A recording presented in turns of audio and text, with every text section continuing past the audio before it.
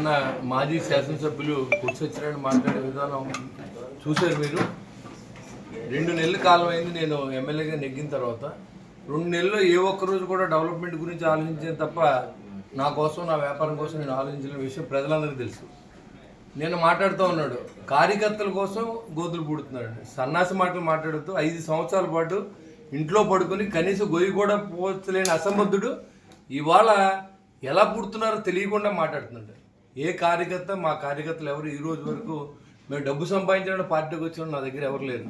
అందరూ కూడా పవన్ కళ్యాణ్ గారు సీఎం అవ్వాలి, రాష్ట్రంలో జరుగుతున్న అవినీతిని అంతమొందించాలి, రాష్ట్రాన్ని బాగు చేయాలి, లూటీ నుంచి ఆపాలని చెప్పి ప్రయత్నం చేసిన జన సైనికులు ఉన్నారు మా దగ్గర. మీకులాగా అసలు మీ కార్యకర్తలకే ఓ కప్పు కాఫీ ఇవ్వకుండా మొత్తం అంతా నువ్వే లాగిన సందర్భం ఈ ఊరు అందరికీ తెలుసు.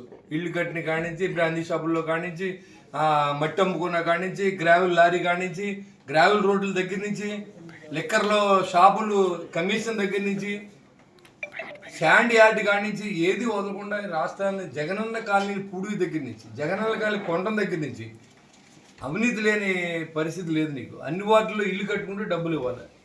ఇంత అవినీతి మంత్రుడు పవన్ కళ్యాణ్ గురించి మాట్లాడటం, పవన్ కళ్యాణ్ నుంచి మాట్లాడుతూ ఉంటే ఆకాశం మీద ఉమ్మేసుకుంటే నీ ముఖం మీద పడుతుంది. కాబట్టి పవన్ కళ్యాణ్ ఏంటో మీ నాయకుడికి తెలుసు.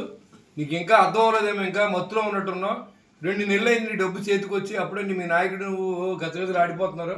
మీరు 5 సంవత్సరాల పాటు ఉండడం కష్టం, మీరు పార్టీ మారిపోతారేమో డౌట్గా ఉంది. జాగ్రత్తగా చూసుకోండి ఆ పని. కార్యకర్తలని, ఈ ఊరిని ఎలా కాపాడుకోవాలో మాకు తెలుసు. జనం మాతో ఉన్నారు, జనం నాకు ఓట్లు వేశారు కాబట్టి దానికి 10 రెట్లు సేవ చేసే నేను ఈ పని చేస్తాను. నీలాంటి తాటేకి చప్పులకు బెదిరిపోయే పరిస్థితి నాకు లేదు. ఖచ్చితంగా పని చేయడానికి ఉన్నాను, పని చేస్తాను. అనే సోతులు ఎక్కడ జరగలే. గ్రామాల్లో స్వతంత్రం వచ్చినట్టు ఉంది, వాళ్ళ గ్రామ స్వరాజ్యం వచ్చినట్టు ఉంది.